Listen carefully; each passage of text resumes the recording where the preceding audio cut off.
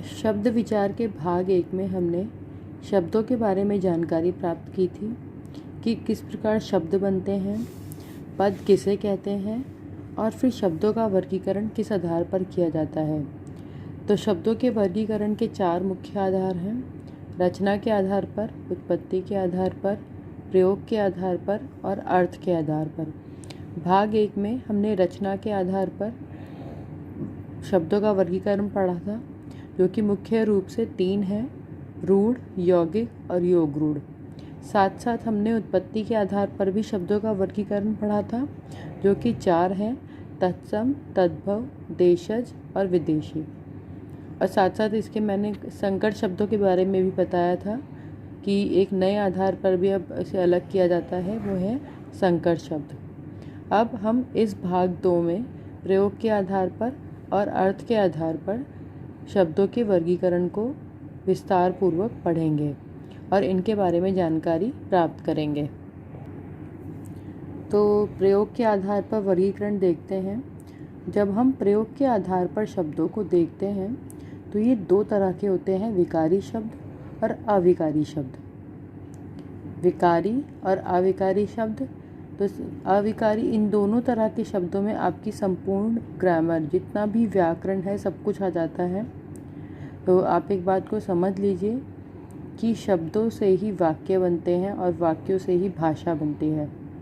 तो इसीलिए इन विकारी और अविकारी शब्दों में आपको लगभग ग्रामर के सभी जितने भी विषय हैं उनकी जानकारी मिल जाएगी।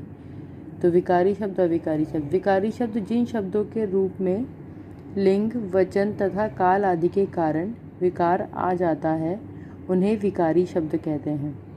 विकार का मतलब होता है परिवर्तन।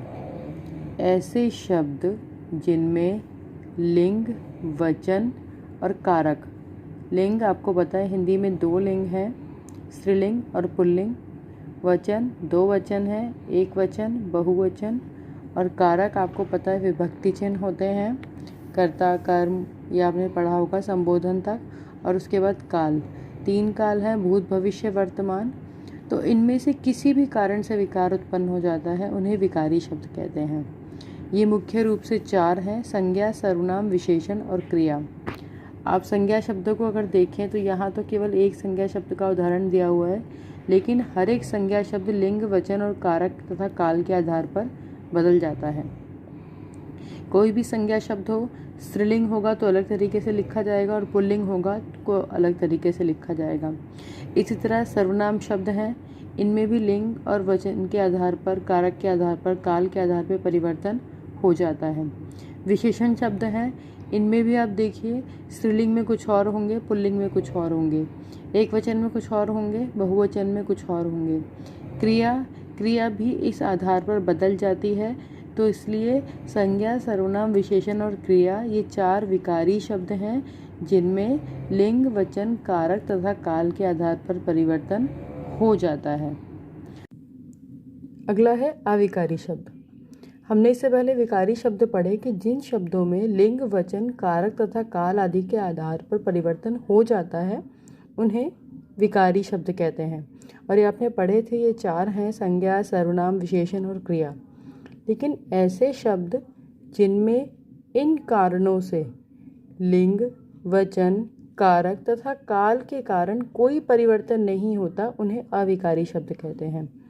आपने बहुत सारे शब्द पढ़े होंगे कि जल्दी चलो, धीरे धीरे ये वाला काम करो, जल्दी, धीरे, तेज, लगातार, इस तरह के बहुत शब्द हिंदी, और, किंतु, परंतु, अथवा, लेकिन, ये सब शब्द होते हैं कि ये स्त्रीलिंग में इस्तेमाल किए जाएं, पुल्लिंग में इस्तेमाल किए जाएं, चाहे ये किसी भी रूप में इस्तेमाल किए जाएं, लेकिन ये परिवर्तित नहीं होते हैं। तो ऐसे ही शब्द अविकारी शब्दों में आते हैं। इसीलिए कहा जाता है कि इनमें कोई विकार या परिवर्तन नहीं होता। अविकारी शब्द 4 हैं: संबंध बोधक, क्रिया विशेषण, समुच्चय बोधक, विस्मयादि बोधक। तो क्रिया विशेषण, इनको बहुत डिटेल में इनके बारे में पढ़ेंगे, लेकिन अभी मैं केवल इसका एक परिचय दे रही हूँ कि आप समझ जाएं, क्योंकि अभी हम शब्द पढ़ रहे हैं। इनकी आगे बहुत जानकारी अविकारी शब्दों को के बारे में हम पढ़ेंगे। आपने थोड़ा बहुत क्या पता पढ़ा हुआ भी हो। तो फिलहाल अविकारी शब्द शॉर्ट में इंट्रोडक्शन है, आप समझ लीजिए इसे। अविकारी में सबसे पहले क्रिया विशेषण ले लेते हैं। क्रिया की विशेषता बताने वाले शब्द अविकारी शब्द क्रिया विशेषण कहलाते हैं। अब क्रिया कैसे हो रही है, जल्दी हो रही है, तेज़ हो रही है, धीरे धीरे हो रही है, तो बहुत सारे वाक्य इन शब्दों से बनते हैं। ये शब्द स्त्रीलिंग में आ जाएं, ये शब्द पुल्लिंग में आ जाएं, ये शब्द किसी भी वचन में आए, ये शब्द ऐसे के ऐसे ही रहेंगे। आप इनसे कोई भी वाक्य बनाकर देख सकते हैं। अगला है संबंध बोधक। संबंध बोधक होता है ऐसे शब्द जो संज्ञा या सर्वनाम का संबंध बाकी के अन्य शब्दों से जोड़ते हैं। जैसे घर के पीछे बगीचा है, के आगे, के पीछे, से पहले, इस तरह के बहुत सारे शब्द होते हैं जो इनके द्वारा बनते हैं। इसी तरह इन्हें संबंध बोधक कहा जाता है। इसी तरह के बहुत शब्द हैं, के बाद, के पहले, से दूर, घर से दूर मत जाना। तो घर से दूर जो है ये संज्ञा का जो संबंध है बाकी के अन्य शब्दों से जोड़ता है। आगे है समुच्चय बोधक। समुच्चय बोधक उन्हें कहते हैं जो दो शब्दों और वाक्यों को जोड़ने का काम करते हैं। ये इस तरह के शब्द आपने ज़रूर प्रश्नोत्तर में, अपनी कॉपी में, बुक में, हिंदी की अगर आपने रीडिंग की हो तो आप देखते होंगे इस तरह के शब्दों को, कि और, लेकिन, किंतु, परंतु आदि, इस तरह के बहुत सारे शब्द हैं। विस्मयादि बोधक, मन के भावों को प्रकट करने वाले शब्द। आप अंग्रेज़ी में इसे एक्सक्लेमेटरी कहते हैं। तो मन के भावों को प्रकट करने वाले शब्द वो भी ओ, अच्छा, शाबाश, वाह, और इनके आगे एक साइन लगता है तो उसको देखकर ही उसकी पहचान की जा सकती है कि उस चिन्ह को एक्सक्लेमेटरी जो चिन्ह होता है या विस्मयादि सूचक चिन्ह कहते हैं उसे, तो कि ये विस्मयादि बोधक हैं। तो ये 4 अविकारी हैं और ये 4 विकारी हैं। अगला भेद है अर्थ के आधार पर। अब अर्थ के आधार पर 2 तरह के शब्द होते हैं। अगर अर्थ निकाला जाए, आपको मैंने सबसे पहले ही बताया था भाग 1 में कि जो सार्थक शब्द हैं उन्हीं को हम व्याकरण में पढ़ते हैं। सार्थक मतलब जिनका कोई मीनिंग निकलता हो, जिनका कोई अर्थ हो। निरर्थक शब्द कुछ नहीं होते, ना हम निरर्थक शब्दों का व्याकरण में अध्ययन करते हैं। तो सार्थक और निरर्थक। अब सार्थक शब्द जिन शब्दों का कुछ ना कुछ अर्थ निकलता हो वे सार्थक शब्द हैं, जिनका कोई अर्थ ना निकलता हो वे निरर्थक शब्द हैं। लेकिन फिर भी कई बार इनका प्रयोग होता है, जैसे चाय वाय पी लो, खाना वाना खा लिया। कई बार हम ऐसे वाक्य बोल देते हैं, ये निरर्थक हैं। चाय का तो मीनिंग है लेकिन वाय कोई शब्द नहीं है। खाना वाना, खाना का मीनिंग है लेकिन वाना, ये केवल बोल चाल में, कई बार फ्लुएंसी में, या जब हम बहुत जल्दी में भाषा का प्रयोग करते हैं तो इनको बोल दिया जाता है लेकिन इनका कोई अर्थ नहीं होता। अच्छा, सार्थक शब्दों को हम देख लेते हैं। ये भी कई सारे हैं। ये सारे व्याकरण में आप पढ़ते हैं सब कुछ।